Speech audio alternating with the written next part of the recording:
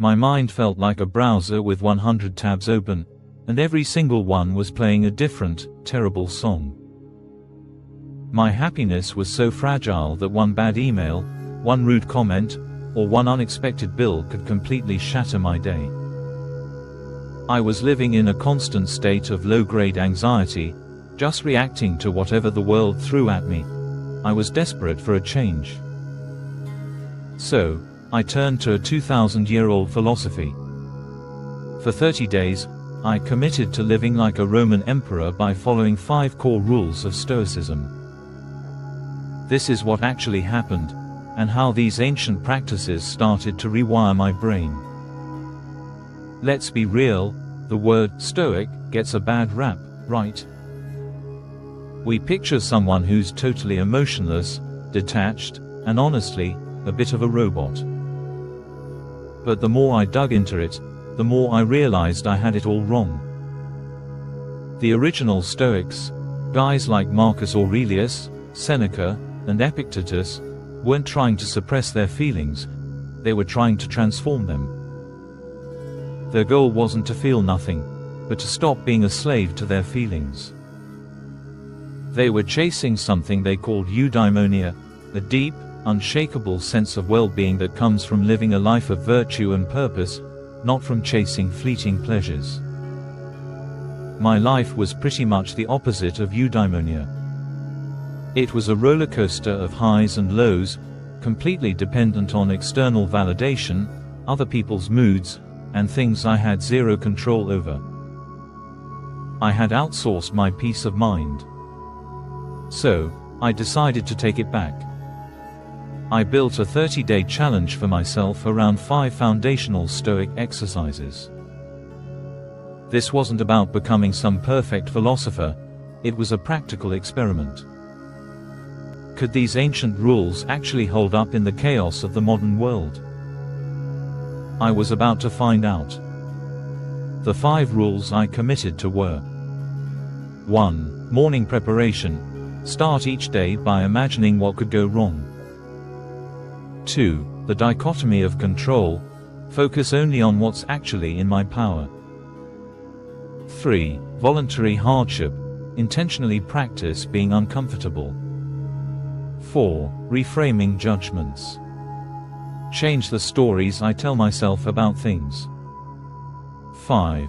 Evening reflection. End the day with a structured self-review. Here's the log from that 30-day journey. Day 1 was awkward. I woke up, and instead of my usual morning doom scroll, I sat in silence and started with rule number 1, morning preparation.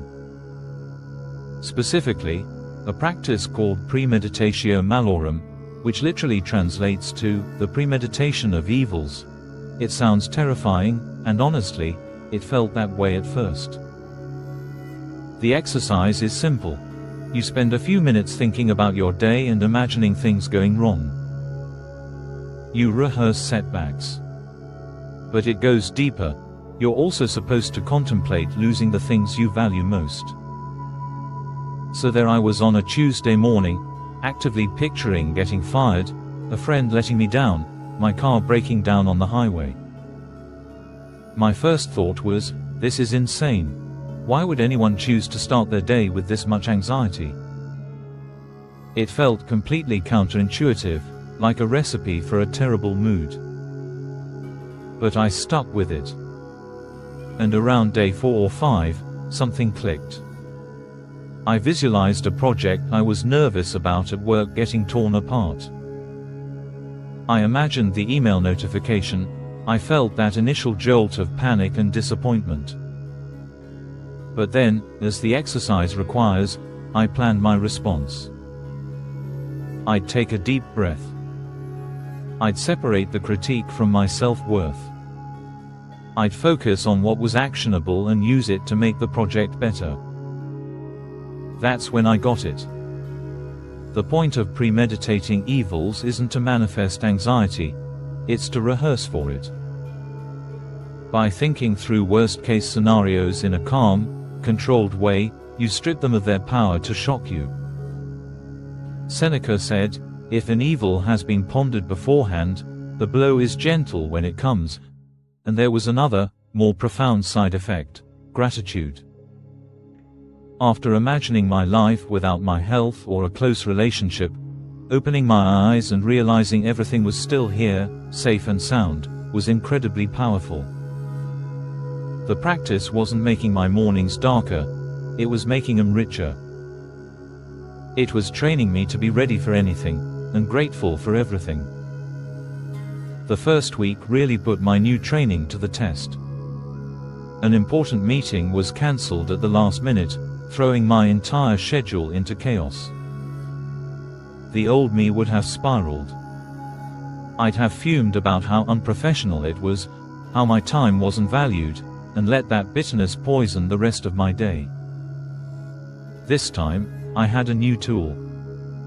I paused and used rule number 2, the absolute cornerstone of all Stoic practice, the dichotomy of control. It's the simple idea that some things are up to us, and others aren't. Epictetus taught that our main job in life is to separate what we can control from what we can't. Things like traffic, the weather, and what other people do are outside our control. Our own thoughts, judgments, and responses, however, are completely within our control. So, standing there with my messed up schedule, I asked myself the first question: is this within my control? The answer was a clear no. I couldn't force the meeting to uncancel. This simple acknowledgement was like a pressure release valve. The anger started to fade because I stopped fighting reality.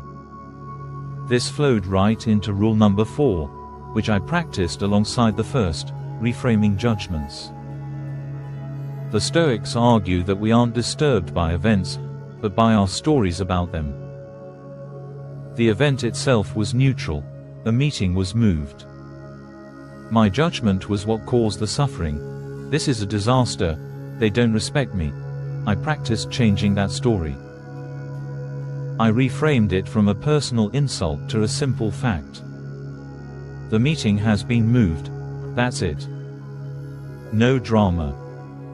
Then I asked the second, more important question: what is within my control? My response was, I could use this sudden free time to get ahead on another project. I could politely confirm the new time. I could choose to act with professionalism, not with pouty frustration. This two-step process, separating what I control from what I don't, then reframing my story about it, became my secret weapon. It's not about being passive. It's about aiming your energy where it can actually make a difference. It felt like I was finally learning how to respond to life, instead of just reacting to it. As I rolled into the second week, the routines were getting easier. But now it was time for the rule I was dreading most. Rule number 3, voluntary hardship. The Stoics believed that a person who has only ever known comfort is incredibly fragile.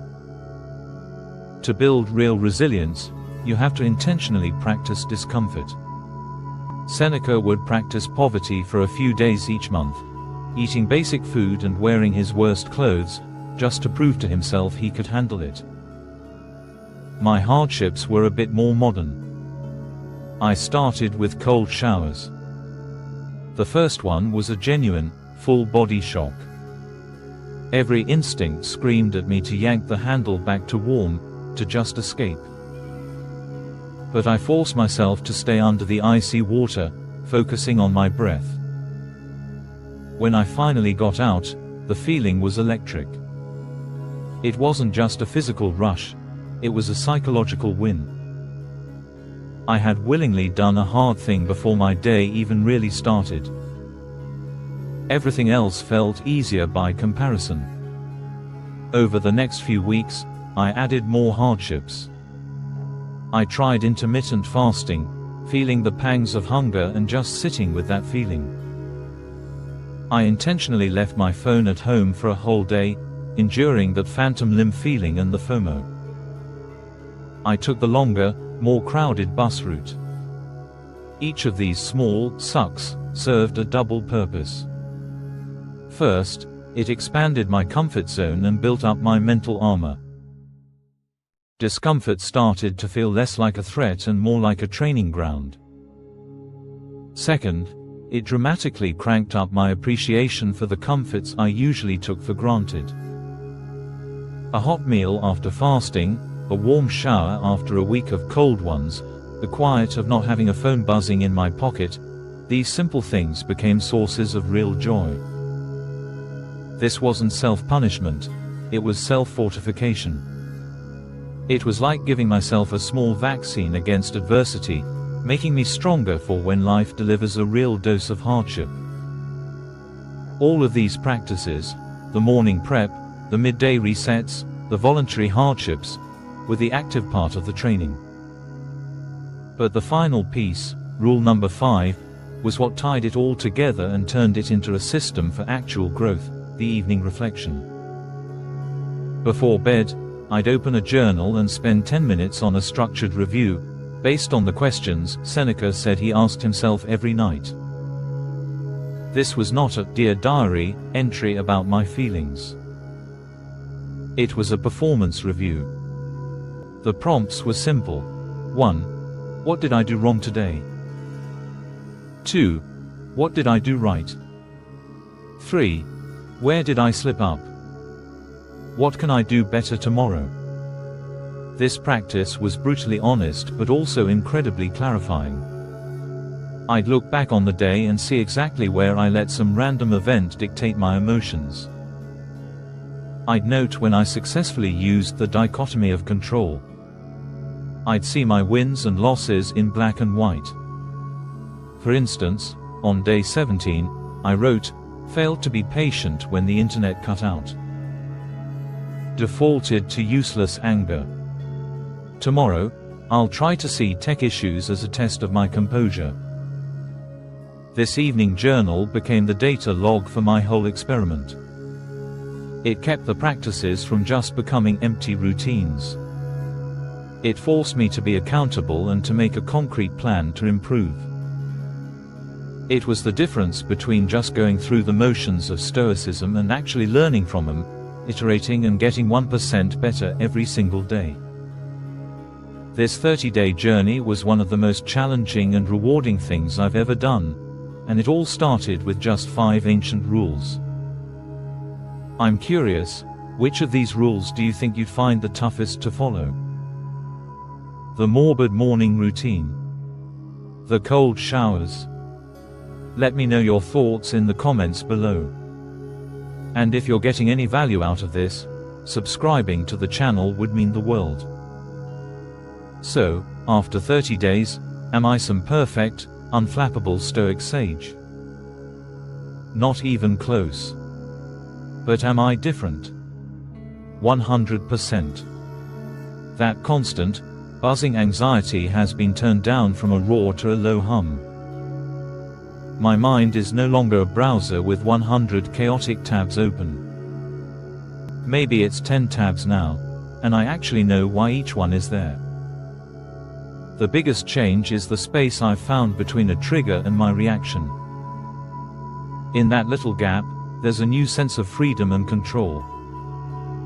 My happiness feels less fragile because it's no longer totally outsourced to external events. It's being built on a more stable, internal foundation. Following these 5 rules wasn't a magic cure, but it was a fundamental rewiring of my mental operating system. It taught me that resilience, peace, and well-being aren't things you just have, they're things you practice. The Stoics left us a blueprint over 2,000 years ago, and I can tell you from experience, it still works. It is ancient warfare for the modern mind.